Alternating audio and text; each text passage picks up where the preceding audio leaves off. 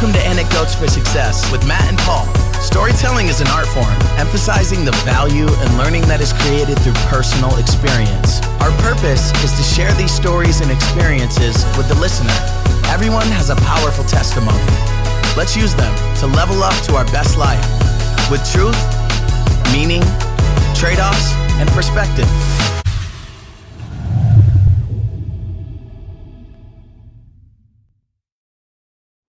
Big shout out to Isaac Mather for the new podcast intro. You can check Isaac's music out on all socials or directly at isaacmathermusic.com.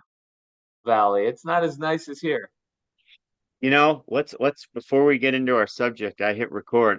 We've been to Napa Valley, and it reminds me of like the Chemung River. Yeah, I see what you're saying. Downtown Napa, like Yeah, downtown. yep, And then yep.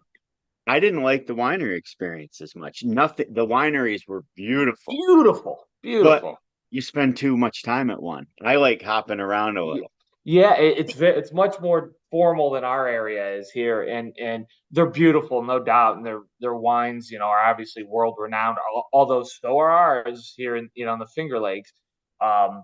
But the experience, the one thing that I couldn't get over was when we're here in our area, the view is these beautiful lakes. It's just most beautiful Yes. view in the world of these lakes.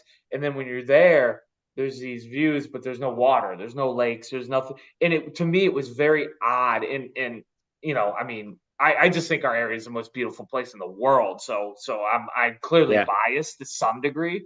But to me, the viewing experience doesn't hold a candle to what we have in our area. Yeah, no, 100% right. It was just miles and miles of vineyards, which was cool, but Cool. it doesn't match the lakes. There's just No. no. I was talking to one of the owners at one of them. He was like a third generation or fourth generation, which is really neat. And he was telling me what the values were per acre out there. And I don't remember exactly, but it was astronomical. And then I asked him, I go, well, how many acres do you guys own? And he told me, and it was, I don't know, in the thousands. I just I needed a calculator for this math. And it was just, it was well over $100 million in value. But anyway, it's a great area too. But if I had to choose, or if someone asked me and they made me swear on a Bible or hold a gun to my head, which area would you, if you can only choose one, Finger Lakes or Napa Valley to go wine tasting? I would choose the Finger Lakes in a heartbeat. Yeah, plus we have breweries too. The breweries, we've got some nice distilleries. If you like, some of those types of things. Make sure you have a driver, by the way, if you're, especially if you're doing the distilleries. Well, before we get on the topic, I have some plans to really market some cool collabs because I think there's so much more this area can do within the wine and brewery and distillery business. Like, I think the most successful ones collaborate with each other. The standalone ones don't grow like I think they should. Yeah, kind of like at most anything, right? If you're gonna grow, I mean, and I'm not being, I don't know, smart aleck. I'm saying, yeah, I think that's a great point, Paul. Like, what a great point. Whether you're talking this topic or just about anything in life, right? Coaching, all sorts of things. Well, we've just changed the topic. I was going to start with something else. Now we're going to go with this collaboration because you hear things all the time like iron sharpens iron, and Yeah. don't be the smartest person in the room. Yeah. I mean, I don't even smartest person in the room, so relative because everybody's really smart at something. So it's you just when you're in a room, surround yourself with other risk takers and other uh, thinkers and other creators and you can't be smarter than everybody in anything. So that to me, that's what that means. It doesn't mean you're an idiot and you want 16 Bill Gates or Elon Musk in the room. But if you're starting something, put yourself in a room with people that have done that. Don't think you're going to do it different. Yeah, right? I agree, and I mean, especially when you're starting. I use a business or reference because it's more personal to me, but you start a business, it's a lot of times you're kind of that one man band, right? You're doing everything. soup, soup to nuts. But by the way, that term soup to nuts, I looked What's that that up even once, mean? or I read it in a book once. I read it once, or it was something to do with food, if I recall. And this was maybe within the last 2 years. Nuts, it means from soup. This is what I think it means. I'm just coming back from soup, the beginning of your meal, to nuts, which used to be like like not nuts, nuts and bolts, but nuts, like the food was like the end of a meal kind of thing, after a dessert or something like that. So from beginning to end, is what it means. If and Yeah, someone can I just fact. looked it up on Okay, AI. okay, It's derived from the description of a full course dinner. okay. It's Yep. also a Three Stooges episode or movie. Oh, I didn't know that. I'll have to look that up. Soup to Um, nuts. but you're doing your accounting, and you're doing your operations and marketing and sales and everything, and then it's a mistake not to, in my sense, to some degree in the beginning, because what are you going to go hire have an attorney on retainer, and an accountant, CPA following you around all day? I mean, you'll be out of business because you won't have enough, you won't have the revenue to support it. So there's some growth that goes in there, but to continue to grow, Paul, there's no doubt about it. And it wasn't long ago, I was sitting in a room with my attorney, my accountant, my investment guy, um, myself, of course, and oh, my banking people, because accessing capital is an important part of growth. And remember thinking that, Paul, like the whole, oh, this is what it means to be the smartest person in the room. because but they're all experts in their certain areas. It doesn't mean the attorney knows banking and the investment guy knows the accounting. It's not the point. The point is, have smart people who know their skill set, their expertise, so that you can lean on them, and they can help with your plan and your growth, and communicate with them. But you don't get there day one either. No, I mean, when I think of collaboration, I just think of this. I mean, it's a win-win. Uh, and you can take everybody's skill sets. I almost think of like, remember the old cartoon Voltron? Did you ever? No, yeah, yeah, They gosh, were yeah, all like individuals and they came together to yeah, create this superhero. And that's what collabs do. I mean, it's impossible to grow and be as successful as you want without a team. One baseball player can't make a difference. Like Tom Brady, your favorite athlete of all time, he yeah, can't win a yeah. Super Bowl by himself. No, Uh, but when you put yourself around the right people and you're not afraid to let them shine as well, that's right. you become successful. It doesn't mean it's easy for people, to me, collaboration's like adversity. Everybody talks about adversity and thinks they're an expert in it until they go through adversity, Yeah, right? yeah, Collaboration, everybody wants to be a team player until it's inconvenient to them. yeah, And the yeah. business world, there might be a week in the business world where if you're collaborating or have a team, it's hampering what you want to accomplish that week. But in the long term, you're going to be better off for it.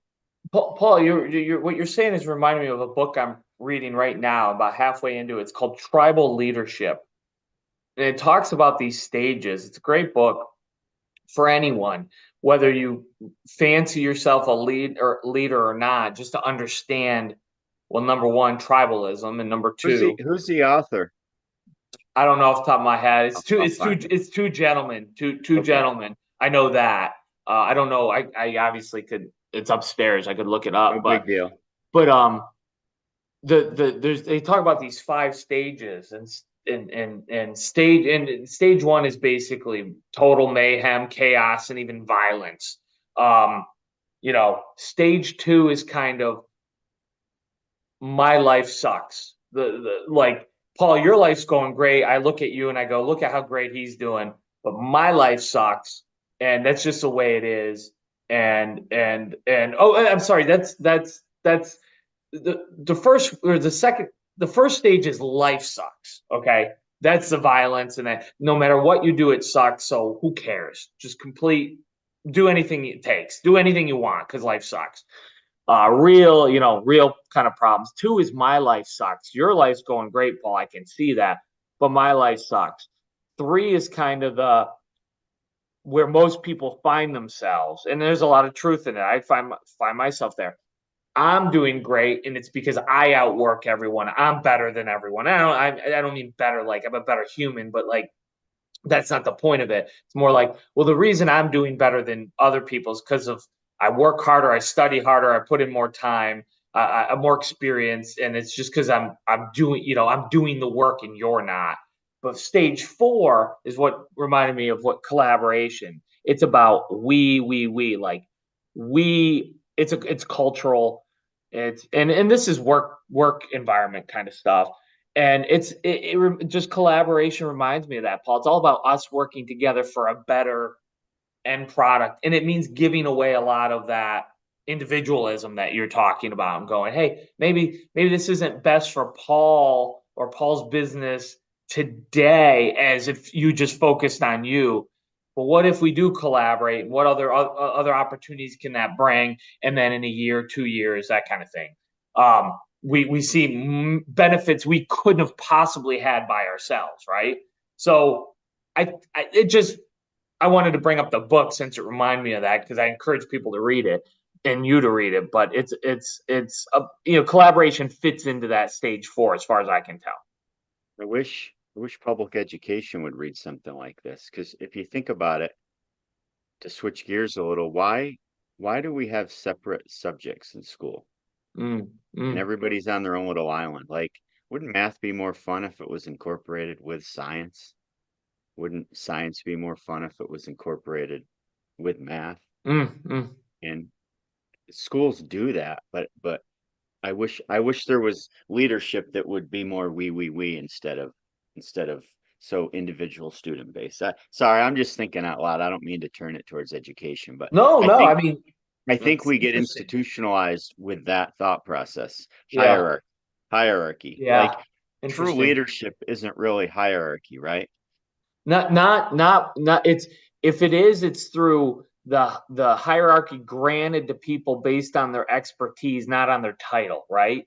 Right. Not because you're the boss, but because I respect you. And that might be the same person, oftentimes is, but it might not be, right? It could be someone else who's theoretically on the same hierarchical plane as you, but they bring a level of leadership, expertise, confidence, whatever it might be, to the table, and they become a leader because everyone decides that's who I should listen to, as opposed to I'm the leader because I have the degree and the title and the higher paycheck, but I don't know anything. You know what I mean? People don't respect me. People, two different, and there's names for those, and I'm drawing a blank on both, but yeah, I know what you're saying.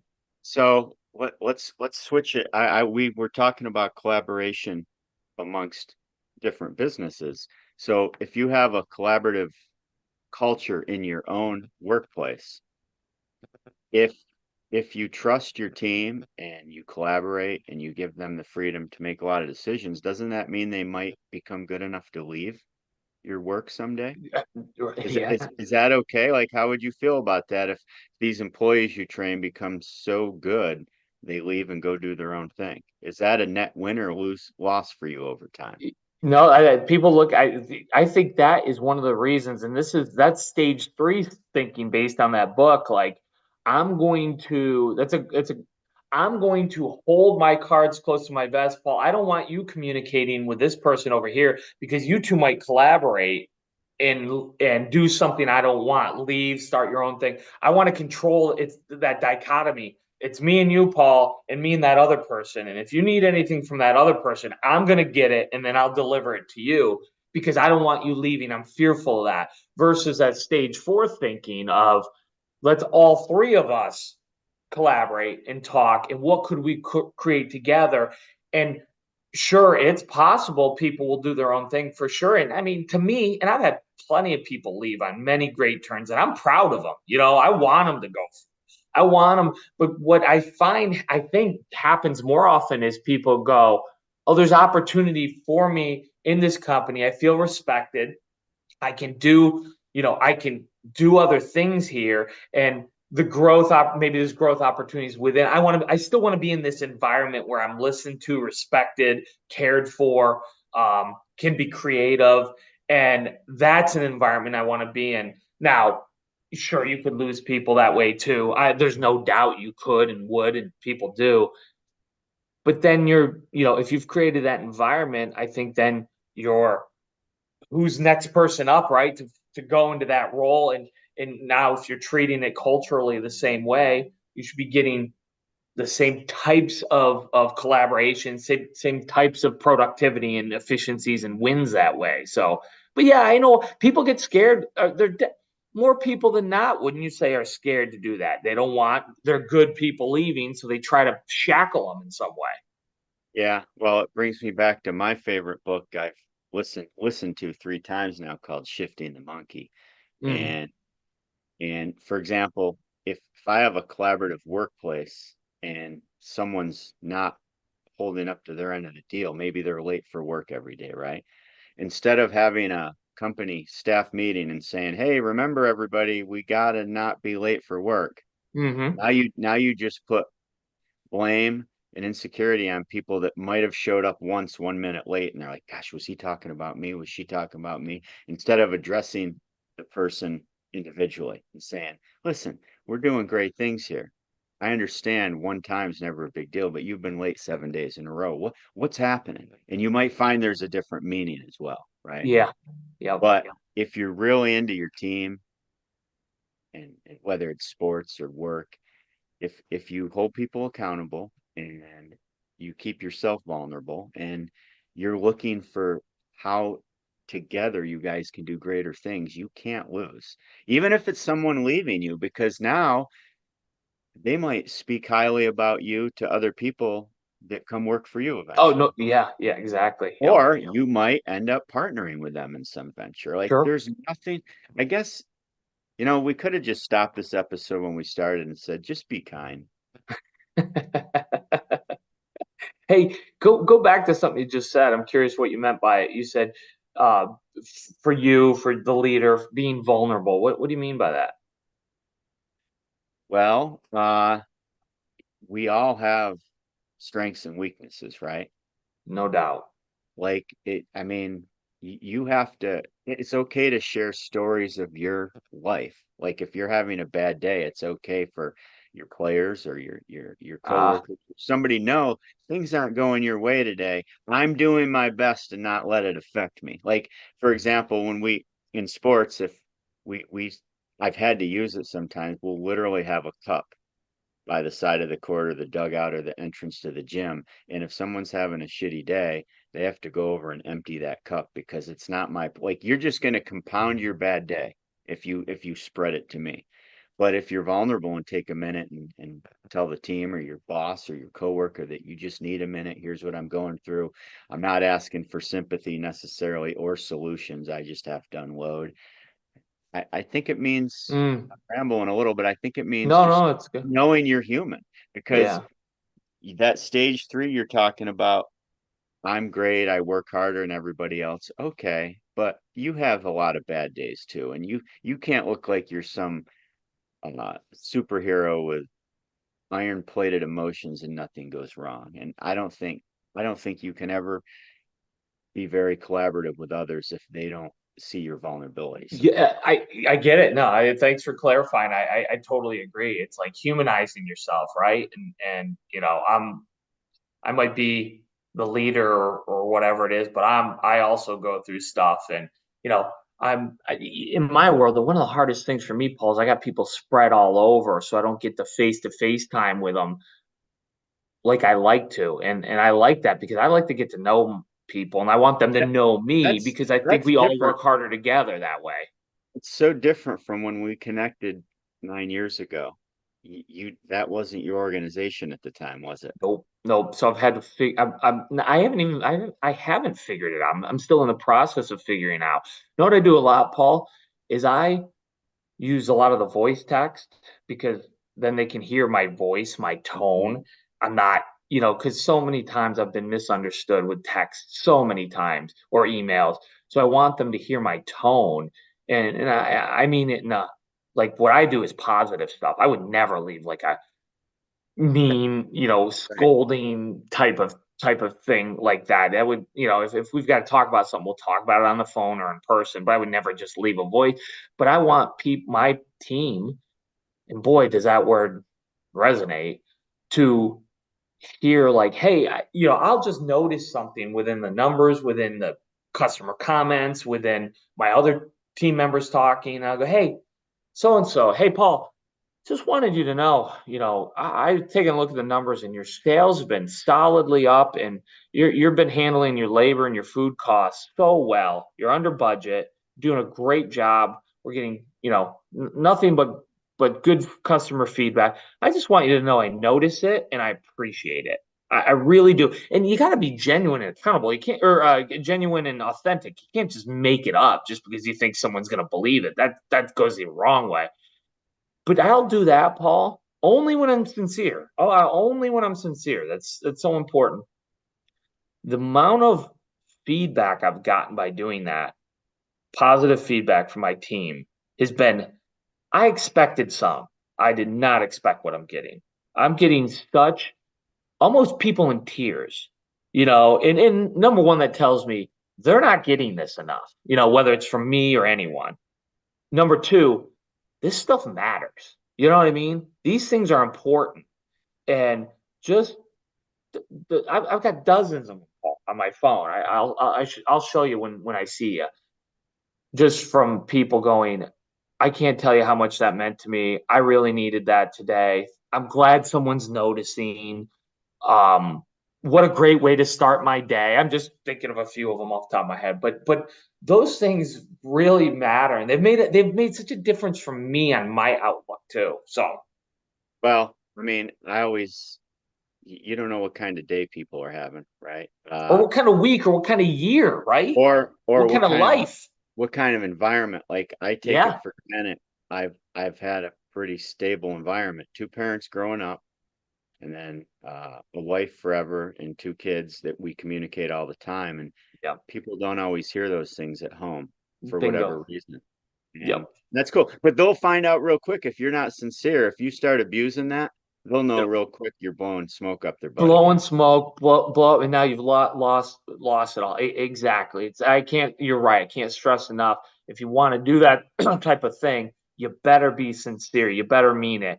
And you know what, Paul? It's not hard to find good in people if you're really looking for it and thinking Right. about it.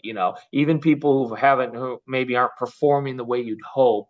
You can even, you can, and I do this too. Hey, I noticed this. I need this, we want to see improvement. Like you said, is there something going on I need to talk about? But you can do it in a way of also saying, but I also noticed every day you're in uniform, and thank you for that. Cause I know that, cause that matters in our world. And there's other things you can point to in a positive way. And again, not be blowing smoke, not be Yep. just making it up. Um, and address it as well. So I agree with you. Well, listen, I know we got a hard stop Yep. today, but it's good to be back at it with episode 124. And we're gonna start doing, I think, shorter bursts, but more consistent again, because that's the only way we can catch up with our schedules. So Yeah, yeah. Well, you had to go off and start to do things you were preaching about. I mean, what a well, what a jerk. I know it's gonna be different in school this year too, but it's gonna be fun. I mean, You're on another adventure, Paul, and I can't tell you how much I admire that. well, it's because of all this stuff as well. I mean, either you just keep talking about it or you do it. My Mm, Twitter game's been non-existent because I'm actually doing it instead of talking about that'll happen. it. All right, man. Till next All right. time. Yep, sounds good. See See you. ya. Bye.